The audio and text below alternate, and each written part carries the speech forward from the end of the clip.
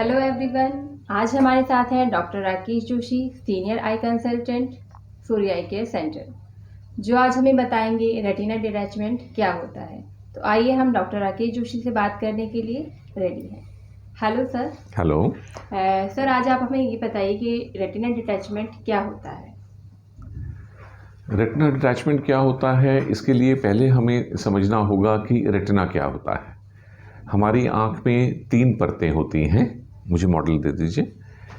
और उन 3 परतों में सबसे अंदर वाली परत जो होती है, जिसे हम नर्वस लेयर भी बोलते हैं, जिसमें हमारी नर्व्स होती हैं, उसे रेटिना कहते हैं।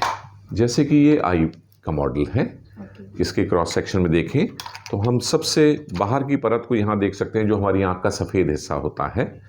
और अगर इसे हम क्रॉस सेक्शन में अंदर से देखें तो ये जो हिस्सा है, जिसमें ये लाल और नीली लाइनें हैं, जो ब्लड वेसल्स हैं, ये रेटिना है। अब इस थिकनेस में हम देखेंगे स्क्लेरा सबसे बाहर की, बीच की लेयर कोरॉइड और सबसे अंदर की रेटिना। तो रेटिना एक पतली थिन फिल्म है जो सबसे अंदर से हमारी आँख को लाइन करती है। अगर किसी वजह से रेटिना अपनी जगह से सरक जाए या फट जाए या उखड़ जाए तो फिर हम इसे कहते हैं रेटिनल डिटैचमेंट। रेटिनल डिटैचमेंट एक इमरजेंसी होती है, और यदि रेटिनल डिटैचमेंट को जल्दी से ठीक ना किया जाए तो पेशेंट की परमानेंट विजुअल लॉस होने की संभावना बनी रहती है। तो रेटिना डिटैचमेंट को कभी भी नेग्लेक्ट नहीं करना चाहिए और इमीडिएटली उसके लिए ट्रीटमेंट प्लान करना चाहिए। तो सर, आप हमें ये बताइए कि क्या कुछ ऐसी बीमारियां हैं जिनमें रेटिना डिटैचमेंट होने की संभावना ज़्यादा होती है और हम इसे कैसे प्रिवेंट कर सकते हैं। यस, रेटिनल डिटैचमेंट काफ़ी हद तक एक प्रिवेंटेबल डिजीज़ है, और ऐसे तो काफ़ी कारण होते हैं रेटिनल डिटैचमेंट के, लेकिन उसमें से जो 2 सबसे कॉमन कारण रेटिनल डिटैचमेंट के होते हैं वो हम आपसे डिस्कस करेंगे, और ये प्रिवेंटेबल हैं। सबसे पहला तो है जिन लोगों को माइनस नंबर का हाई चश्मा लगा होता है, यानी कि हाई मायोपिया। इन लोगों का रेटिना वीक होता है, या उसमें होल्स या टीयर्स या लेटिस डिजेनरेशन जैसी प्रॉब्लम्स ऑलरेडी होती हैं। तो इन लोगों को चाहिए कि वो साल में कम से कम एक बार रेटिना स्पेशलिस्ट से अपनी आँख का पर्दा चेक करा लें।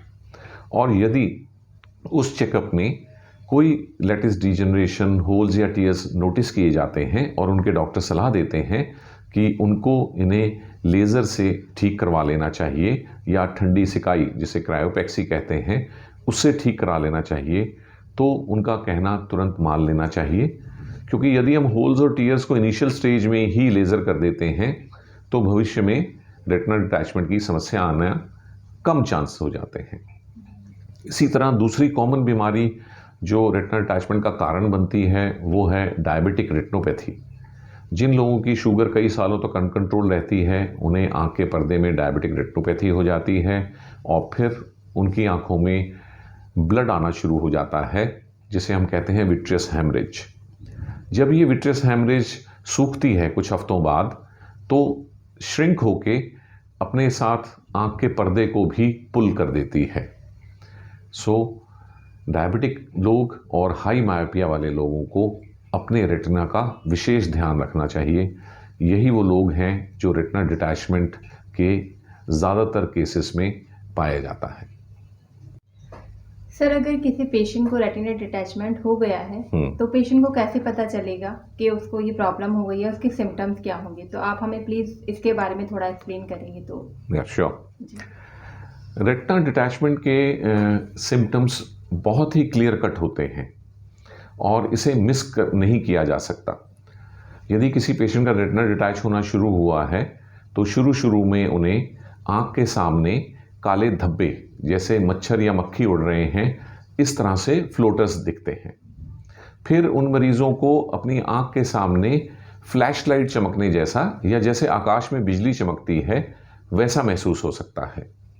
इसके अलावा दिखने में कमी आना भी एक इम्पॉर्टेंट सिम्टम है, और कभी कभी तो उनके देखने के दायरे में एकदम से काला पर्दा आ जाता है आधे या पौने हिस्से में, और वो उस हिस्से से नहीं देख पाते, और बाकी हिस्से से थोड़ा बहुत देख पाते हैं।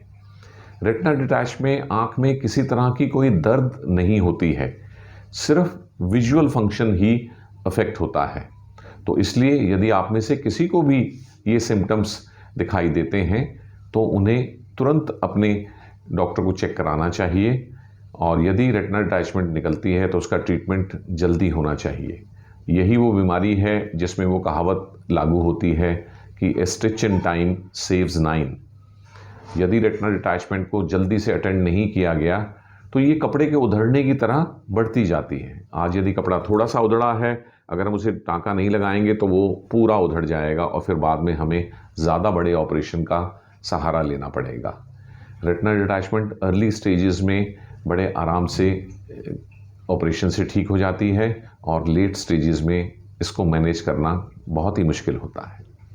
तो सर आप हमें ये बताइए, अगर किसी पेशेंट्स को रेटिना डिटैचमेंट की प्रॉब्लम हो जाती है तो हम उसका ट्रीटमेंट के लिए क्या करेंगे?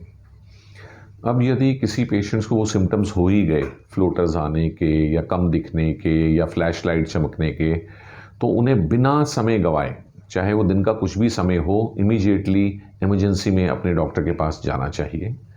डॉक्टर सबसे पहले तो उनका टेस्ट करेंगे, जो सबसे कॉमन टेस्ट है जिसके बारे में हमने एक अलग वीडियो भी बनाई है, जिसे कहते हैं इनडायरेक्ट ऑफ्थैल्मोस्कोपी।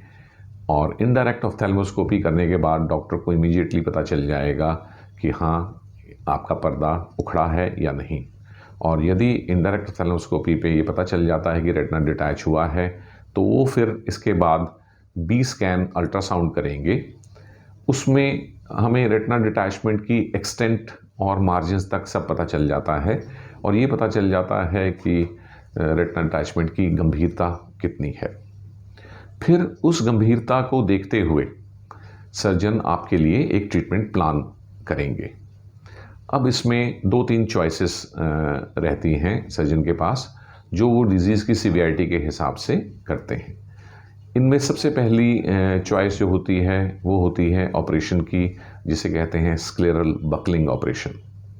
इसमें क्या किया जाता है, जिस आँख में रेटिना डिटैच हुआ है उसमें आँख के बाहर की तरफ से ये सर्जरी की जाती है, और एक इलास्टिक बैंड की तरह आँख के बाहर की तरफ एक बैंड टाई कर दिया जाता है, जिससे जहाँ अंदर से रेटिना डिटैच है, बाहर से वो प्रेशर पड़ता है उस बैंड का और रेटिना आगे जाके अटैच हो जाती है। तो इसको कहते हैं स्क्लेरल बकलिंग। इसमें सिलिकॉन बैंड यूज़ किया जाता है, जो आँख के स्क्लेरा पे स्टिचेस के द्वारा अटैच किया जाता है। अब ये तो है कन्वेंशनल ट्रीटमेंट, जो काफ़ी पिछले 50 वर्षों से प्रचलित है। लेकिन इसके अलावा भी आजकल और नई टेक्निक्स आ गई हैं रेटिना डिटैचमेंट को ट्रीट करने के लिए। अब रेटिना डिटैचमेंट केसेस में जो ज़्यादातर ट्रीटमेंट आजकल किया जाता है वो होता है PPV, यानी पार्स प्लेना विट्रेक्टमी। और इस प्रोसीजर के द्वारा ज़्यादातर, जैसे जिन केसेस में विट्रस हैमरेज है और ट्रैक्शनल रेटिनल डिटैचमेंट हुई है, तो उस केस में हम विट्रेक्टमी से इसके ठीक करना चाहते हैं। इसमें आँख के अंदर, जहाँ हम जानते हैं कि रेटिना के आगे की कैविटी विट्रियस से भरी होती है, तो एक पतली प्रोब से, जो एक कटर मशीन होती है जिसे विट्रेक्टमी मशीन कहते हैं, उसके थ्रू पहले तो इस विट्रियस जेल को ब्रेक करके सक कर लिया जाता है, और फिर आँख के अंदर कोई गैस जैसे SF6 या ऑयल भर दिया जाता है, और उससे वो ऑयल या गैस जो है आँख को जहाँ से डिटैचमेंट हुई है उसे प्रेस कर देती है। ये ऑयल जो डाला जाता है ये सिलिकॉन ऑयल होता है। अब जब ये 2 मेथड हैं, अब सर्जन डिसाइड करते हैं कि गैस डालनी है या ऑयल डालना है विट्रेक्टमी के बाद। इन दोनों के अपने एडवांटेजेस और डिसएडवांटेजेस हैं। यदि आँख में गैस डाली जाती है तो पेशेंट को फिर कई हफ्तों तक औंधे मुँह लेटना पड़ता है, पेट के बल लेटना पड़ता है, जिससे कि गैस क्योंकि हल्की होकर ऊपर उठती है तो वो यहाँ से पर्दा डिटैच होता है, उसको जाके प्रेस करने लग जाती है। तो इसमें कुछ हफ्तों बाद गैस अपने आप ही एब्जॉर्ब हो जाती है और उसके बाद कुछ नहीं करना पड़ता, तो एक ही सर्जरी में पेशेंट का रेटिना अटैच हो जाता है। हालांकि गैस उतना अच्छा तरीका नहीं है रेटिना को अटैच करने का, उतना मजबूत तरीका नहीं है। यदि हम विट्रेक्टमी करने के बाद आँख में सिलिकॉन ऑयल डाल देते हैं, तो ऑयल आप जैसे समझ सकते हैं कि ज़्यादा हैवी चीज़ है, तो वो आपकी आँख के पर्दे को ज़्यादा ज़ोर से प्रेस करके अटैच कर देता है और उसमें औंधे मुँह कई हफ्तों तक लेटने की ज़हमत भी नहीं उठानी पड़ती। लेकिन इस ऑयल को आँख में छोड़ा नहीं जा सकता, तो एक दूसरी सर्जरी करके 6 से 12 हफ्ते के बाद इसे निकालना पड़ता है। तो सर, आप हमें जाते जाते कुछ रेटिना डिटैचमेंट के बारे में कुछ टिप्स देना चाहेंगे जिससे हमें हेल्पफुल हो आगे के इन प्रॉब्लम्स के लिए? हाँ, रेटिना डिटैचमेंट में समय बहुत इम्पॉर्टेंट होता है। यदि आपको वो सिम्टम्स जो इस वीडियो में हमने बताए हैं वो होते हैं और आप सेम डे डॉक्टर के पास पहुंच जाते हैं और डायग्नोसिस हो जाता है और अगले दिन सर्जरी हो जाती है, तो रिज़ल्ट्स बहुत ही अच्छे होते हैं।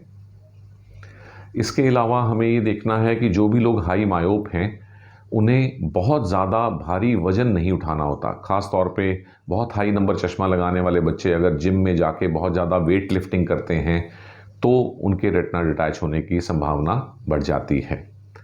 इसी तरह उन्हें बहुत तेज़ी से सीढ़ियाँ उतरते वक्त भी ध्यान रखना चाहिए। सीढ़ियाँ उतरते वक्त जो वाइब्रेशंस होती हैं उससे भी रेटिना, जिन लोगों का रेटिना वीक है, हाई मायोप्स, उनमें ये चांसेस बढ़ जाते हैं। और डायबिटिक लोग अगर अपनी शुगर को कंट्रोल रखें तो फिर ना विट्रियस हैमरेज होगी और ना रेटिना डिटैचमेंट होगा।